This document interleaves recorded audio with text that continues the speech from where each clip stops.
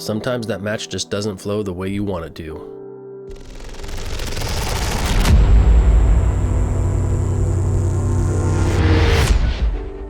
What's up, Part-Time Tennis? Got set 2 coming right at you. If you haven't already, go ahead and watch set 1. You can avoid the introduction, I mean, if you don't like being entertained. If you don't like it, then down below. So in set 2, we did not coast quite as easily as we would have liked like we did in set 1. Since we did have a little bit of trouble, I am going to talk about some of the mentality that I've actually been working on when my level starts dropping off. We are recording this on a Friday evening, so I hope you had a good week of work. Hope you're ready for a good weekend. If you're watching this during the next week, hey man, I hope your work week is easy, because we do that full time. Tennis is part-time, baby. It's so dumb. It's the dumbest thing ever. You know, if you want to watch some higher level tennis, go watch the pros or go watch Winston do, because that's all he does is basically like 5-0 and up for the most part. You know, we ain't here for that. We're here for, you know, the 99% tennis players, the part-time players. Let's go. All right, so we did take that first set 6-2, and now we switch sides. You're going to see a lot more Jake close up, and I'm on the far end. So I won't say we felt, good shot, Jake. I won't say we felt super good about our tennis in set 1. And this isn't whenever I say I'm not playing well, it's not to take away from the other player. I feel like I couldn't find my power. Not that I have a whole lot of it, but it definitely didn't feel there. Good hustle.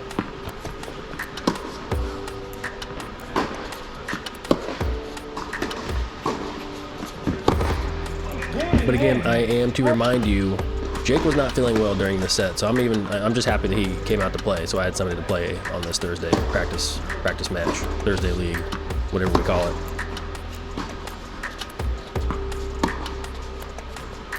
Like, Jake looks unbelievably light on his feet.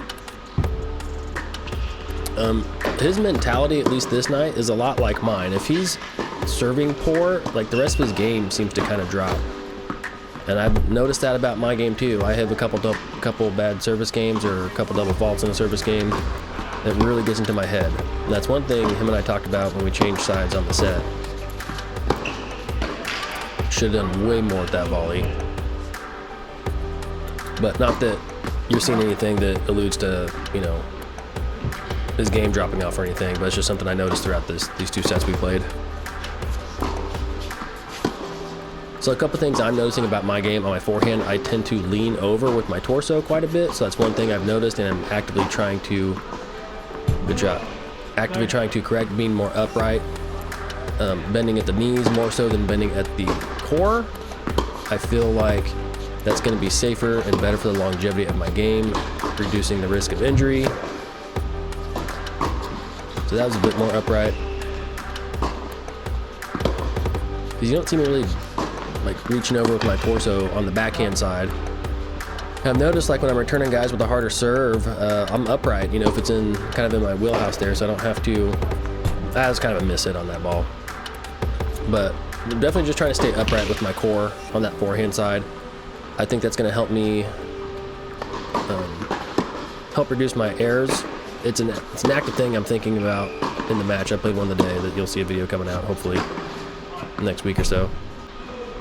Missed that shot, but we're up 3-0. You know, a lot of this is edited, so you're not seeing a lot of the double faults I'm having, a lot of the unforced errors me and Jake are both having. Good shot. I was way out of position.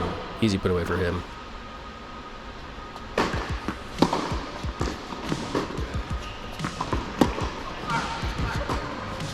Yeah, when Jake's in his rhythm on his ground strokes, he's got great ground strokes. Can't beat that though. One thing I was saying, I don't think we see too many drop shots in this set, but I'm not, if it's a good drop shot, I'm not spraying forward to get that. I'm almost 40, so it's not worth it to try and blow my knees out to get to a drop shot.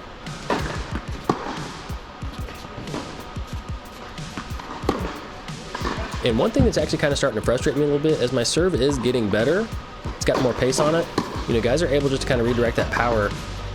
And it's almost as if a lot of guys at the 3.5, 4.0 level, it's almost as if they handle that power a little better. Now placement, I'm still working on that, so if I can place it a little tighter in the spots I want it to, that'd go a long way as well.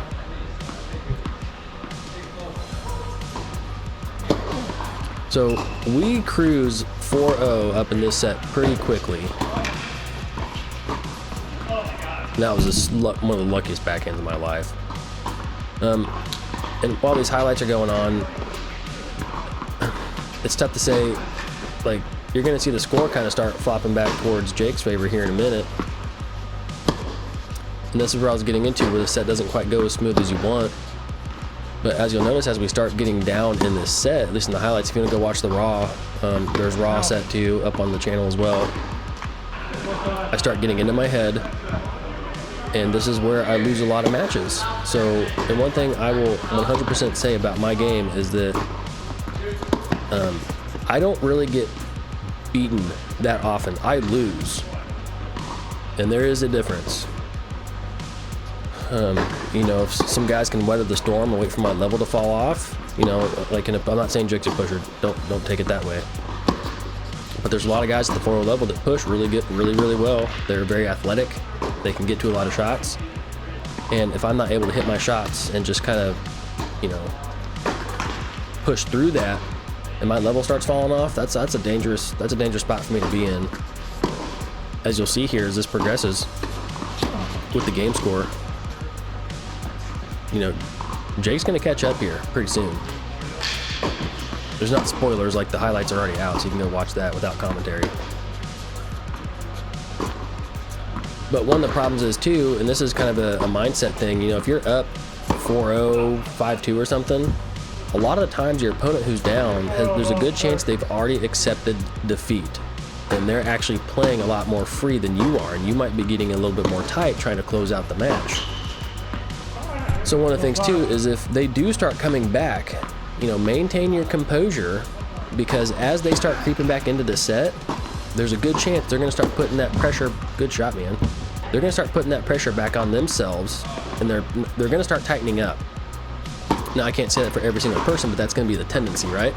I'm not saying Jake tightened up here, but you know, if you're down 5-2 and you get back up to 5-5, well, you probably got pressure on yourself. You're probably gonna start taking pace off the ball. Whatever you were doing, you're gonna not be playing as free as you were to catch back up and get yourself in a position to win the set.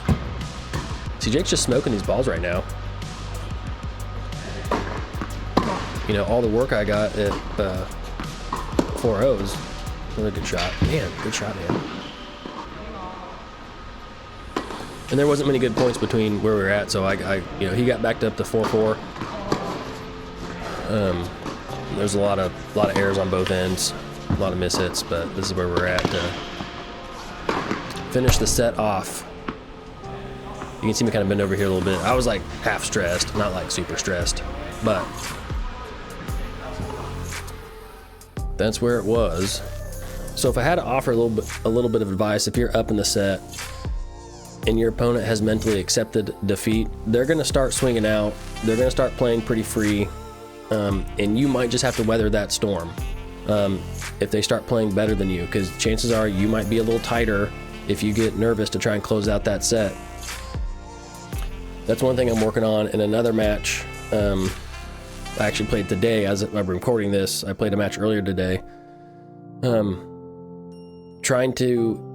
There's a couple things I'm working on fundamentally, but one of the bigger things is just trying to hit the ball harder with more pace, and just really trusting that, letting a heavier ball be my more natural rally shot, and just applying a lot more pressure just as my natural rally is. But if you stuck around for the video, I appreciate it. Jake, thanks for letting me put this up on YouTube. We're gonna have more matches. Like your level's gonna go up pretty quick. I mean, as you start playing USTA and getting into more practice. There's another guy I play with, and he's technically a 3.5. Where he might be getting bumped up this season when the USTA things roll out. I don't think I'll get bumped down because I still have like it's called a 500 score. Like I win about at least half my matches at 4-0, and you know, if there's a couple fundamental things I could work on, I should probably be winning about 20 to 30% more of those. Ironically enough, I don't think it'll happen, but like I'm the #1 individually ranked 4-5 doubles player in the St. Louis area. That's because I've won 2 doubles tournaments at 4-5. And I'm hoping that doesn't have too much weight, because I mean, I would want to go up to 4-5, but I would just get obliterated there. And I still don't think I've proven to myself that I can beat enough guys at the 4.0 level to comfortably say, yeah, I'm ready for 4-5. But that's where we're at, you know? So I appreciate you sticking around watching this. We're going to keep doing videos as it's getting colder. We're going to try and get court time playing the videos or editing the videos, so they might slow down a little bit. I'm going to try and kind of do what I do, you know, have a highlights video, have a raw video, and then do a commentary over it, just to kind of keep the content coming, get a little bit different perspective with each video of the same set. Maybe it'll work, maybe it won't, but that's up to you guys. You know, tell me what you like. Comment down below, do you like the afterthoughts, which is the highlights and me talking, just the highlights, or do you like the raw stuff? I haven't decided on the music yet if I like it or not, but let me know. And if you haven't already, hit that subscribe button, like it, leave that comment, and if you want to know when content comes out, you got to hit that notification bell. Like I said, that's on you. That's on you. But the subscribes and the likes really do help. Let's get this thing going. Take care.